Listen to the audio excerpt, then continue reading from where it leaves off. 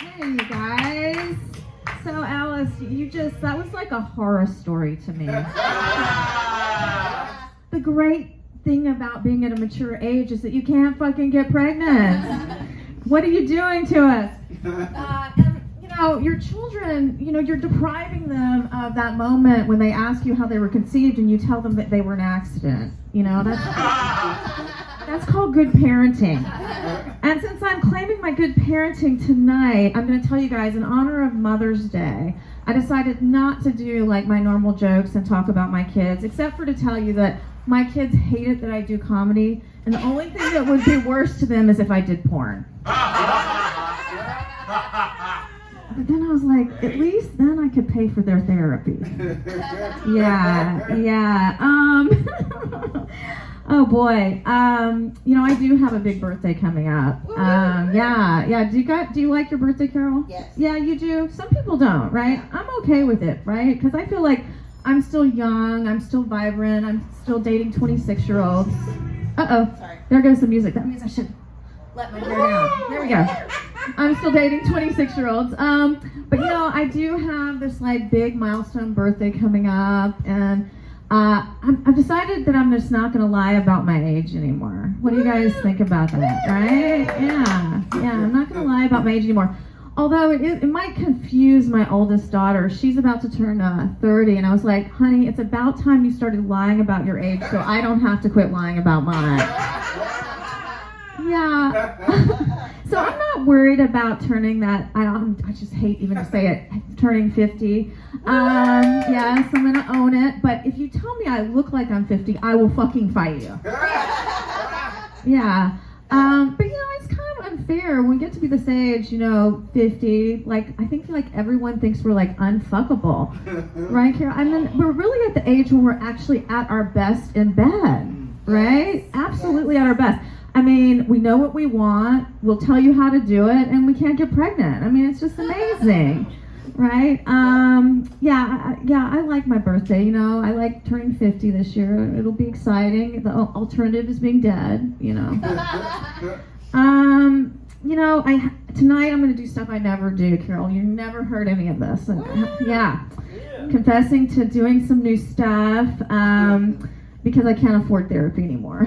So here we go. Have you guys been watching any of these documentaries? There's so many on cults right now. Anyone watching them? The Vow, Holy Cow, and then the multitude of Scientology ones.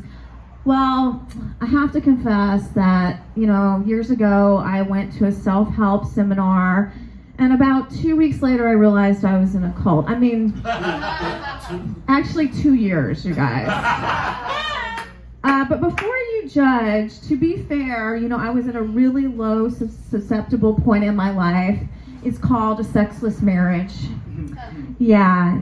And you know what? Cults all start out and it's great, and you feel like you're learning so much, and that's true, and they do teach you that that life is all about choice, and you can choose to create your reality in anything you want, and that's why for about 2 months I walked around Whole Foods thinking I could just absorb all the supplements without buying them. Yeah, a little bit embarrassing. But now I kind of looking back, I feel like cults are kind of like toxic relationships, right? It starts out all like hearts and flowers and excitement, and then like a couple of years later you're like, I really need to apologize to my friends and family. Yeah, and get this tattoo removed. But watch out, you guys, you never know. I mean, there are cults all around us that you don't even think about. Like one of my girlfriends, she just joined this group and she does back-breaking work for them. She recruits all her friends, she pays them money every month, and I'm like, girl, you're in a cult. She's like, Maggie, it's CrossFit. So I can tell you guys how to know for sure you're in a cult. If you have to tell people that you're not in a cult, you're in a cult. All right? Yeah. So you learn something every day. It is one of the more embarrassing things, though. Yeah. What else, you guys? So I'm not just a mom, I'm also a dog mom. And yeah. Yeah, and someone at a show recently was like, how can you be so into your animals if you have 4 children? Like, how do you have the time to give them attention? I'm like, I don't, but I make it a priority. I mean, the dogs, you know, they don't talk back, they don't throw tantrums, and they don't ask me for money. Yeah. But yeah, I love my animals. My dogs are amazing. You know, but I'm not one of those, anybody had a dog birthday party? Will you admit to it? No dog birthday party. Yeah, I haven't gotten that crazy yet. But I did give my Chihuahua a quinceañera. Yeah. But you know what? As her adopted mother, I felt like I had to honor her heritage, right? I do think, though, that my boyfriend is jealous of my dogs, you know, because I home cook their meals, they sleep in my bed, I actually love them. Yeah. Oh, anyway. But you know what? I'm not just a dog mom. I have a zoo, you guys. I have 3 dogs and 3 cats. Yeah. That's why I don't have a husband. But I do have a really hot veterinarian. Yeah. Who wishes I would stop texting him at 2 a.m. But you know what, you guys? The dogs are in the pictures too, right? Yeah. You know, so I feel like, you know, I have like the Brady Bunch of animals, right? And if we had a theme song, it would go something like this. There was a story about a divorced lady who was bringing up 3 very lovely dogs. All of them were little bitches, like their mother. The youngest one a cunt. Till the one day when this lady met 3 kittens who were living out on the street all by themselves. Now they're all sleeping in her bed together, and that's the way her sex life came right to a halt. It's all their fault. It's all their fault. Yeah, thank you guys very much for enduring that impromptu karaoke. I'm just one bad day away from buying a dog stroller, you guys. Oh my God. What just got you? The mosquito hop. Oh no, my singing, it was terrible, huh? I'm so sorry. Oh boy. Where to go from there?